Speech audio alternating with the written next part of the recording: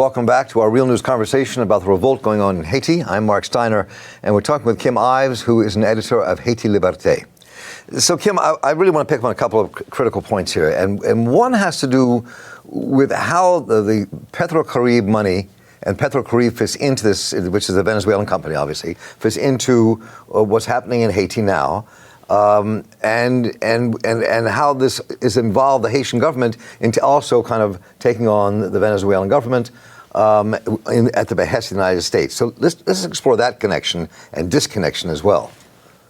Well, as you know, Mark, most of Latin America, indeed most of the world, Africa and Asia as well, were former colonies. All their wealth was stolen to create the primitive accumulation in Europe and America, mostly North America. And so, as Eduardo Galeano showed us very clearly, the open veins of Latin America are what really helped grow the empires of the North, which still rule over the South.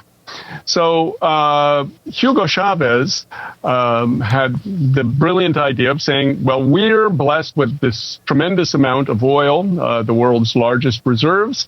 We're going to share it with our neighbors, at least in the Caribbean, and provide them the capital so that they can develop and begin to pry themselves out of the grip of Washington and Paris and Ottawa, particularly in the case of Haiti, and have more South-South collaboration, cooperation, trade, etc.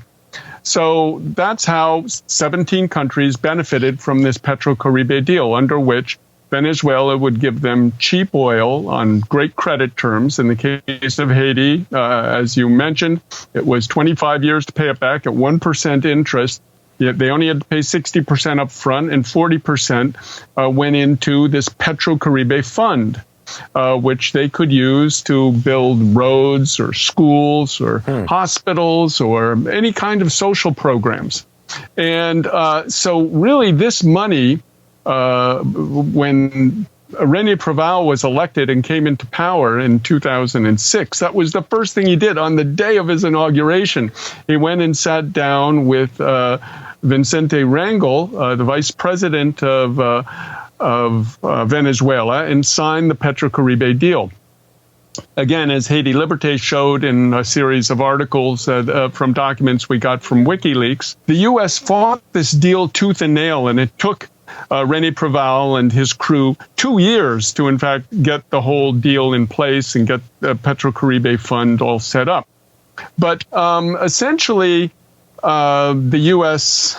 was going to punish him for this. And what they did was, after the earthquake, they had this election, which they intervened in, put in this ribald singer, a guy called Michel Martelly, who was a crook. People knew he was a crook. His father-in-law was one of Haiti's biggest drug dealers, and a lot of his entourage ended up being involved in all kinds of criminal activities and even arrested for it, even under his regime. And so basically all this PetroCaribe money was being sucked out by this group, or I could say diverted. And so really that's what we're seeing today, is the people's anger that here was this tremendous gesture of solidarity from the Venezuelans in an attempt to set an example for and to create and to replace some of the stolen capital that these neo-colonies didn't have by the Venezuelans. And so the Venezuelans gave PetroCaribe not just to Haiti, but also to the Dominican Republic. But the Dominican Republic is nowhere near Haiti's revolutionary, I could say, signature in history. Right. The Haitians have always been at the forefront since their revolution in 1804, which was the first independent nation of Latin America. It was Haiti that gave Bolivar the guns and boats and printing presses and soldiers to wage his war. And that's why Hugo Chavez said we owe a debt to the Haitian people for what they've done in the past. So our solidarity today is in tribute or in honor of the solidarity they gave us 200 years ago. Where do you see this revolt going? At the top of our conversation in the first segment, I talked about how many people are saying this could be another revolution, as was 33 years ago. So what's your sense of what is happening now and where this could take Haiti? Well, I think it is. Yeah, I think it's a political revolution. I won't say a social revolution, which is the difference I would make there is property actually changes hand in a social revolution. The people take over the land and the factories, etc., as they have in, say, the Cuban or Russian revolutions. But I think what will happen is right now the opposition is split enough and weak enough that the U.S. Embassy is going to be able to cobble together some kind of group that will take power. Now, under the Constitution, it's supposed to be the Supreme Court member, generally the head of the Supreme Court. That's what happened in 1990 when they put in a woman called Berthe Pascal Trouillot, who had the election which brought Aristide to power. Right. They probably won't make that mistake again because they don't want another Aristide. The other possibility, there's kind of two constitutions. Nobody really knows which one is the ruling one. The other constitution says that it's the president of the Senate who's supposed to take over. So, but the question I want to get to is where do you think the revolt in the streets is going to take Haiti? What are people saying about? Yeah. I'm getting to there. Yeah.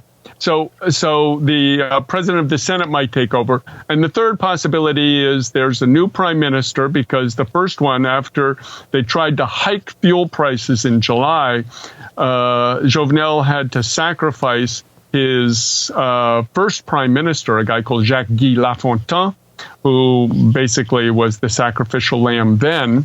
And so he had him replaced by a guy called Jean-Henri Séan, who is sort of the consummate opportunist. The people don't believe in him anymore. He had at one time been slightly allied with Aristide.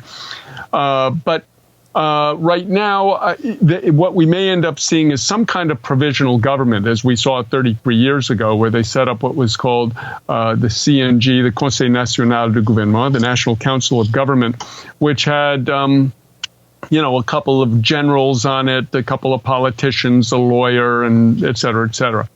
That probably won't last long if they were to do that.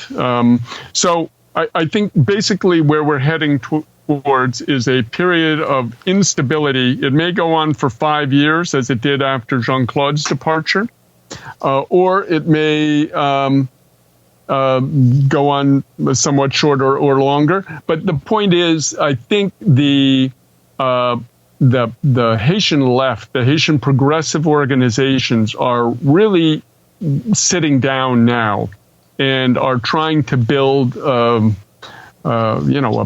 organization which can really capture and lead this. I can say, try to articulate, sharpen, and set a strategy, because right now it's a little bit like waves hitting against rocks. The people are mobilized, they're mad, they're burning and, going in the streets, but there isn't a real strategy, as it were. We've been talking with Kim Ives, who is an editor at Haiti Liberté. And Kim, thank you so much for being with us. We look forward to really covering this in greater depth as this progresses with you and others. And thanks so much for your time. Good luck with all your work. Thank you very much. And I'm Mark Steiner here with the Real News Network. Thanks for joining us. Take care.